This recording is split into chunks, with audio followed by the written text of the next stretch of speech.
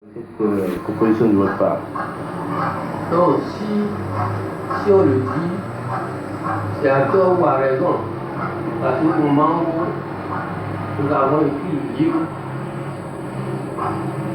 dans ma pensée, je n'avais même pas réfléchi sur l'universalité de l'Église.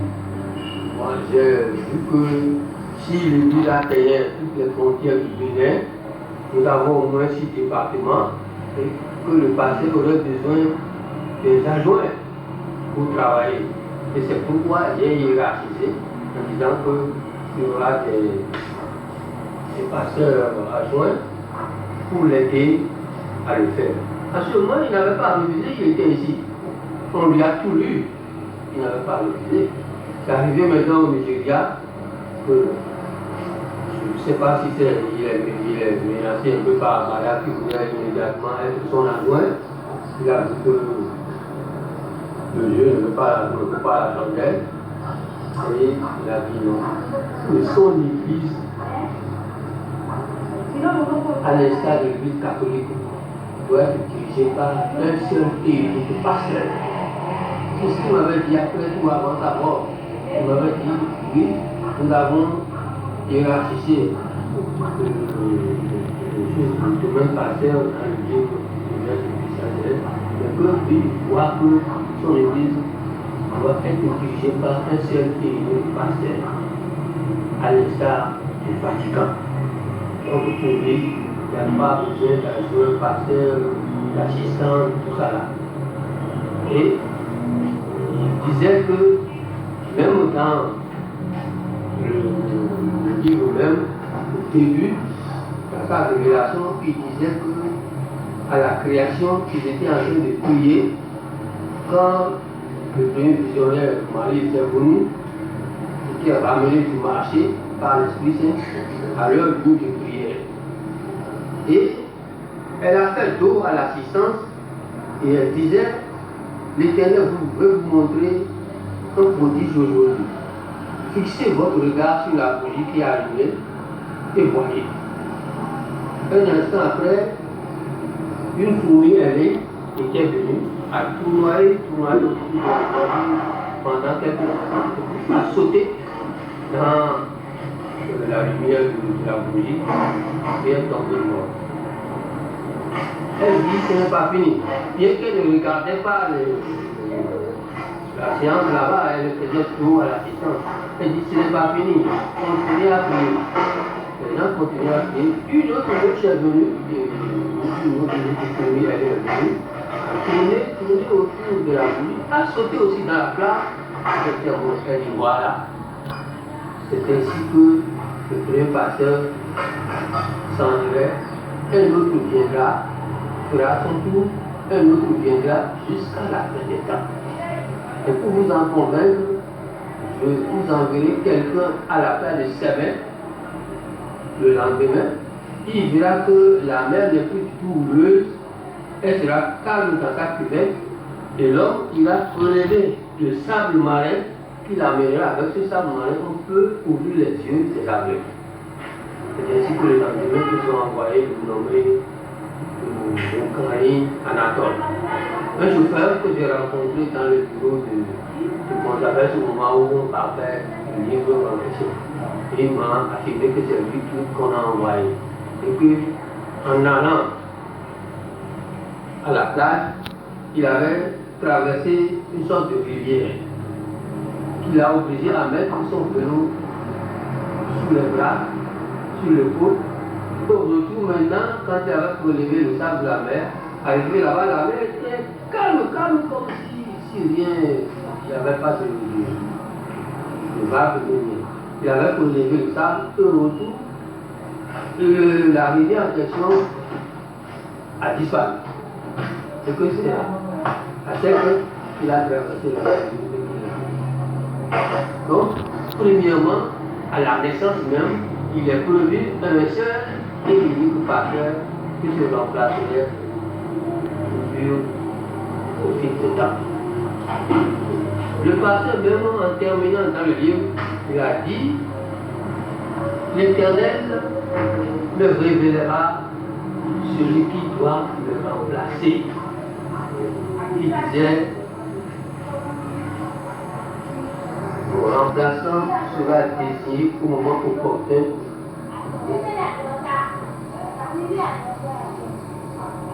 Par moi-même, selon la puissance de cet esprit.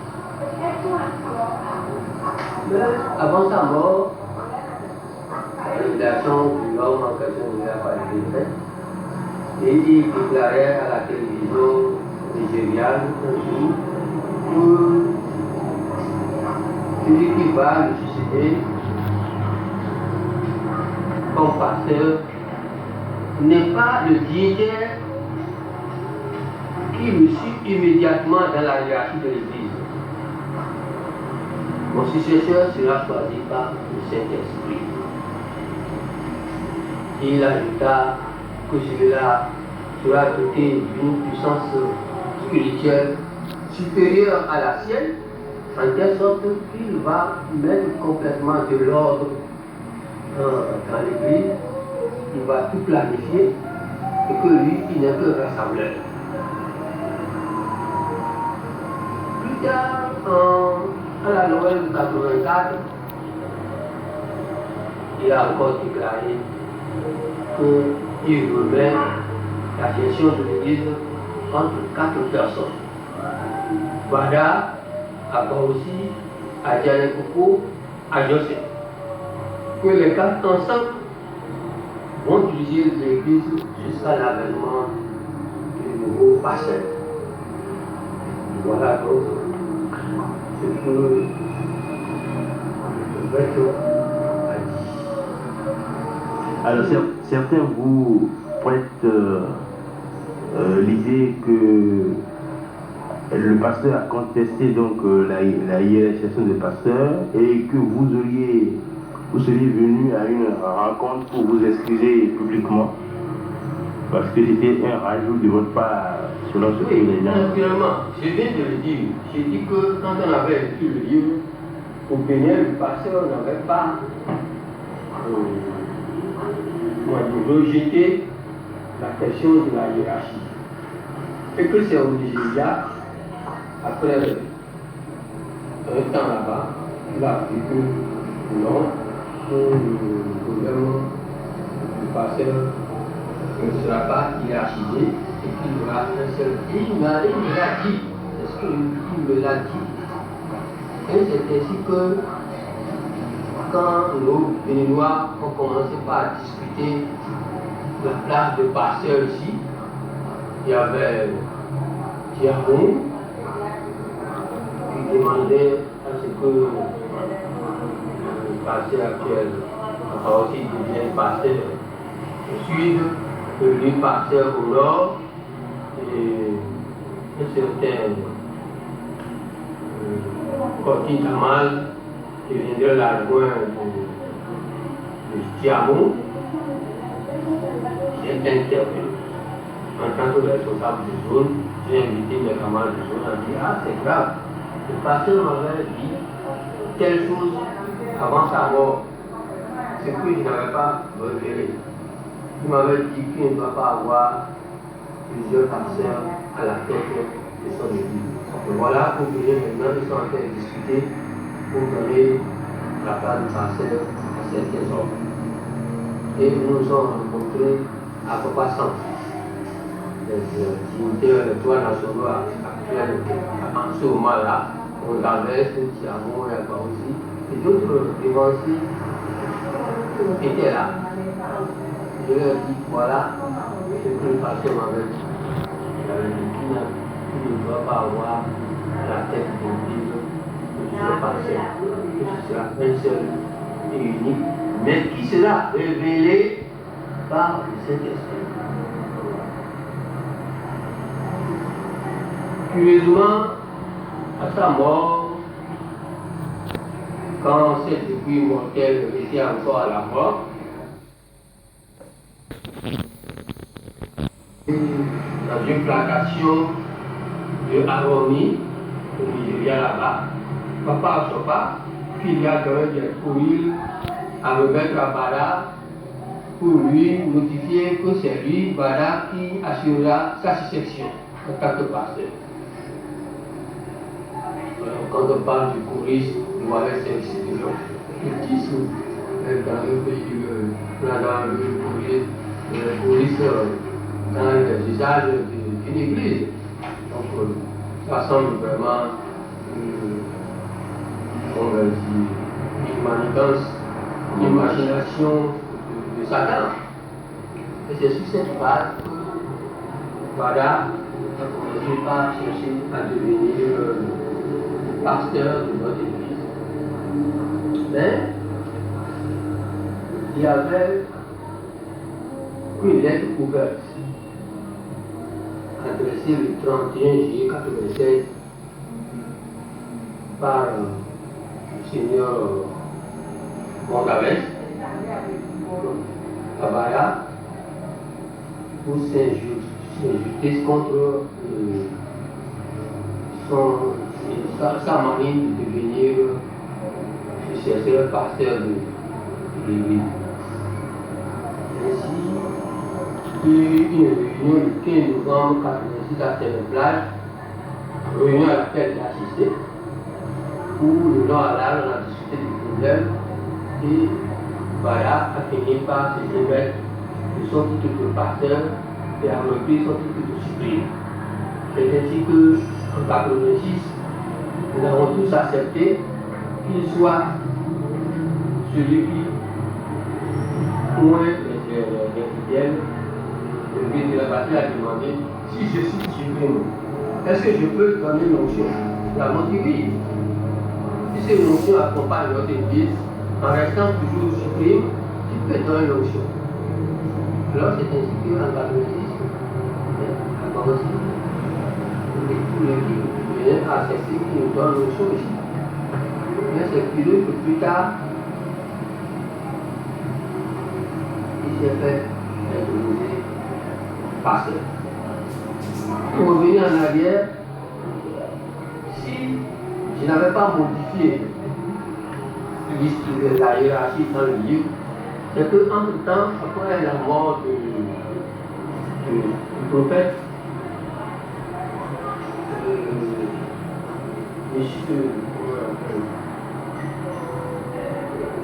l'homme qui est son cousin là.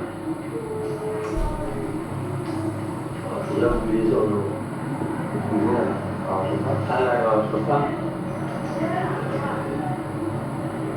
Je peux me souvenir après.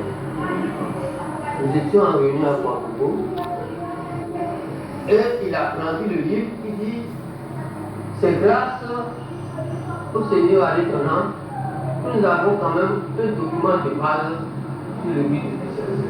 Sinon, le pasteur bon maintenant, tout est fini.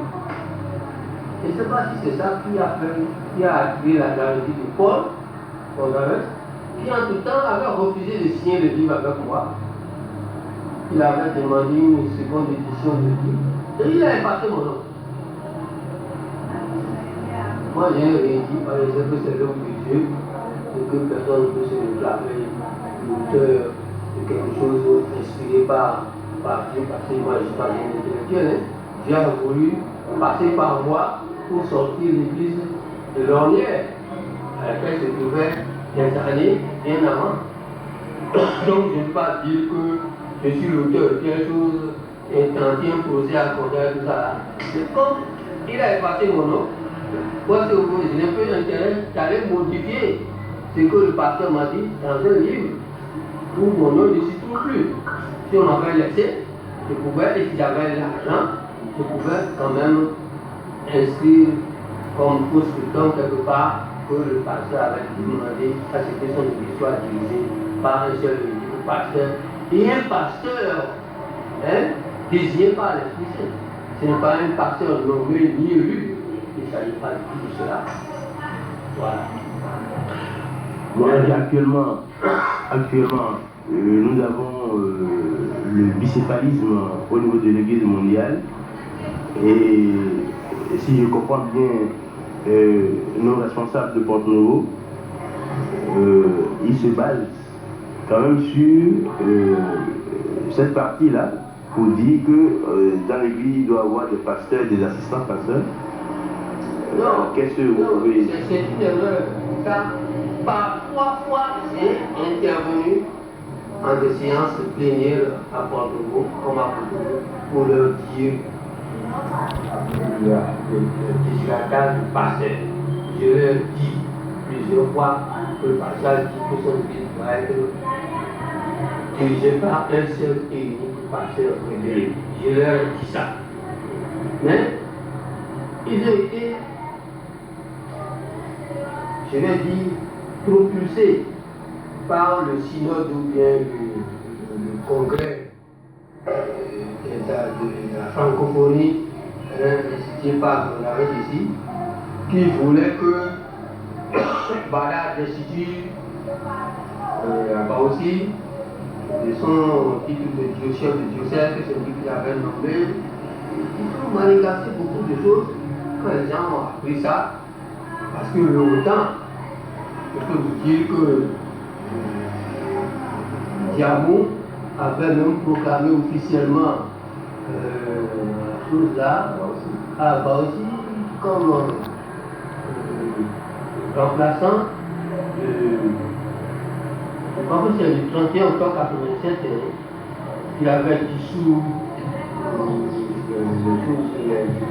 les instances qui existaient, comité des droits nationaux, comité mondial, il avait nommé à Baosi pasteur. À Baosi, il n'avait pas accepté. Il a préféré garder son titre de régent, attendant comme nous tous un remplaçant spirituellement désigné. Mais les choses tardaient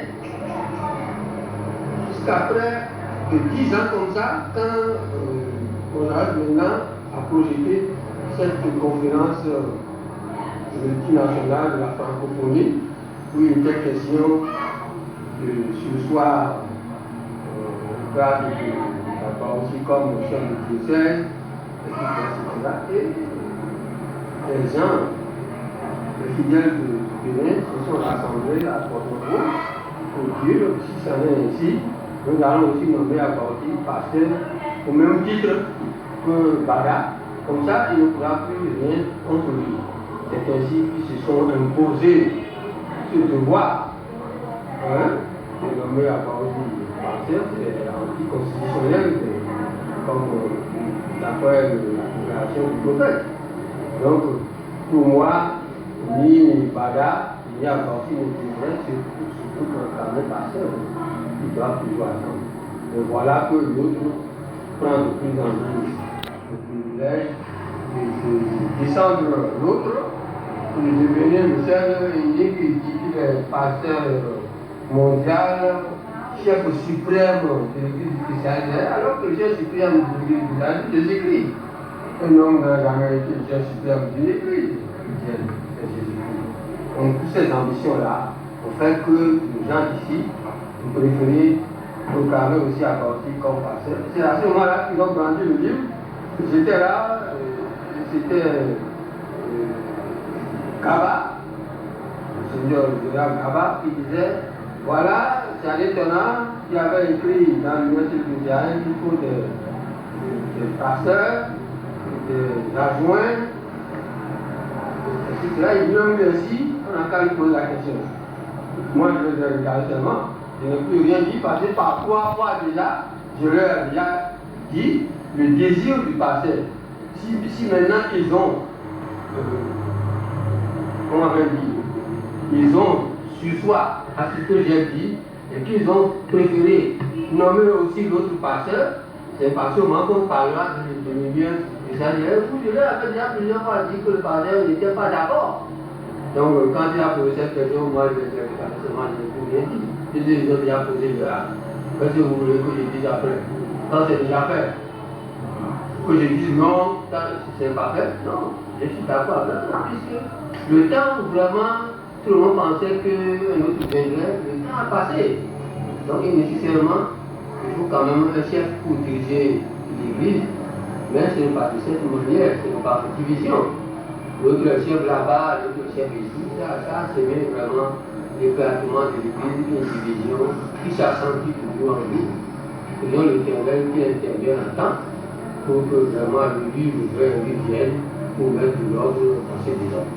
Général Marie-Conan, est-ce que ce n'est pas bon que vous leviez l'équivoque une fois pour de bon en résultat la chose tel que le pasteur l'a souhaité avant son nom, en excluant la partie concernant les pasteurs? Dans le livre, Ouais, dans le bien sûr, je me prépare à le faire. Il me manque un peu d'argent. Quand j'aurai de l'argent, je vais faire une nouvelle édition où je mettrai carrément là-dedans que le pasteur avait demandé que son église soit dirigée par un seul et unique pasteur. Peut-être un seul et unique pasteur désigné par désigné par l'esprit. Actuellement, ils ne sont pas désignés par l'esprit. Comme disait Condavel, ce sont des pasteurs de fonction. Si on prend le terme de Condavel, pour moi, ce sont des pasteurs de fonction, mais j'ai peur qu'il y ait balkanisation de l'Église et que chaque deuxième maintenant, nous sommes pasteurs, ce sera trop. Ce sera trop. Donc, souhaitons que ça s'arrête là, en attendant que le vie de Dieu intervienne. Et quel message vous pouvez adresser à nos frères qui sont en France, qui veulent aussi avoir des conseils de vous qui êtes des pionniers de l'Église? Oui, en France, c'est toujours nos frères qui sont partis amener l'Église là-bas. Ce que je leur demande, c'est d'être sérieux. Il ne faut pas qu'ils amènent dans les pays civilisés les leaders de dévanciers d'Afrique. Essayer de vendre l'esprit, les visionnaires qui prennent de l'argent, les dévanciers qui vendent de l'eau bénite, la sanctification des maisons, on demande de l'argent, etc. Ce n'est pas bon. C'est, comme disait Jésus à Josaphat, c'est un don gratuit que vous devez donner aussi gratuitement. Quand on va être l'objet d'un commerce. Ils sont partis là-bas comme Saint Paul pour évangéliser à nouveau les Occidentaux qui ont cessé leur rôle de premier plan, qui étaient les premiers chrétiens catholiques protestants. Ils se sont affaiblis. Et c'est l'Afrique maintenant qui leur envoie un nouveau souffle de l'esprit. Donc c'est à nous vraiment de nous montrer dignes de la mission que Dieu nous a confiée. Mais nous ne devons pas en faire un commerce. Nous devons donner gratuitement ce que Dieu nous a donné gratuitement pour que les gens puissent dire que en Afrique, il y a aussi quelque chose que Dieu a donné. Pour le cinquantenaire qui doit être célébré bientôt, comment vous vous apprêtez? Ce serait des cinquantenaires dans plusieurs pays ou bien ce serait un cinquantenaire unique? Non, à mon humble avis, le cinquantenaire doit être fêté au siège mondial de l'Église, comme on l'a fait dans le pasteur du 25e anniversaire. Mais à l'heure de la division, qu'est-ce que vous voulez que nous fassions aujourd'hui? Nous pouvons dire, je n'irai pas au Bénin parce que je suis de Bala, je n'irai pas au Bénin parce que je suis orthophiste, etc., etc. Or, si tout le monde, c'est le principe de la jarre versée, si tout le monde arrivait à mettre un doigt dans un trou de cette joie, ça peut contenir de l'eau. Voilà que maintenant, ce cinquantenaire est laissé à l'unique charge du Bénin avec quelques éléments étrangers qui nous viennent au secours pour avoir le pass nécessaire, le développement nécessaire de Tchapou. Si c'est tout le monde qui apporte sa pierre à l'édifice, je crois que c'est quelque chose de très grand. Maintenant, beaucoup de gens prétendent fêter le cinquantenaire dans leur pays respectif. La France veut faire le ciel là-bas, le Nigeria à part, etc. etc. Mais nous sommes obligés de faire des efforts pour faire vraiment de Tchapou le siège mondial de l'Église. Même si nous n'avons pas beaucoup d'argent, nous faisons ce que nous pouvons pour contrôler gazon à notre pays. Pourquoi Tchakou? Pourquoi pas à Congrès comme siège mondial? Non, si on ne comprend pas, le pasteur n'a reçu aucune révélation à Congrès. C'était dans une brousse de Louémé, une brousse dans une forêt où il était parti pour chercher de l'air. Et la première vision vient arriver pendant une petite du soleil de mai 47. Et c'est au sortir, après avoir fait 3 mois dans cette brousse, quand il revenait maintenant dans la barque, seul, sans piroguer, la barque était venue accoster à Congrès et il est sorti, et c'est le premier village qu'il a trouvé. Et il y avait un gars là-bas appelé Koulivo, il est parti prier pour lui, que celui-là est revenu à la vie. Et on a dit que c'est à Congrès qui est le siège. Non, c'est dans une brousse, il a parlé de Loué. Maintenant, la vraie vision qu'il y a derrière la mission, c'est fait à Porto-Novo. C'est son quartier natif, là où il est né, c'est sa maison. Quand avec le ménage de Zéboulou, ils sont venus, ils sont en train de prier, quand le Christ lui a parlé pour dire, je te confie une mission, la mission de créer une église dans laquelle moi-même Jésus et mes anges se manifesteront. Il y aura des prisons, il y aura des polices. Les gens ne croiront pas que j'étais confié dans Dieu, mais moi-même je serai présent pour que les gens sachent que c'est moi qui t'ai donné l'ordre de créer cette église. Et exactement aujourd'hui, Jésus est avec nous, avec ses gens, il y a nos visionnaires, parce que Jésus, on ne le voit pas, les gens ne le voient pas, il passe par les hommes, à travers les hommes. Jésus se manifeste à nous, les gens se manifestent à nous, et nos visionnaires transmettent les messages divins que nous mettons en pratique. Donc, il n'y a pas question qu'à Congrès. À Congrès, c'est le premier village qu'il a rencontré après avoir connu son odyssée dans la brousse dans la vallée de l'Oulou. Mais la vraie mission lui a été confiée à Porto-Novo, dans le quartier de son père, Léo. Merci beaucoup.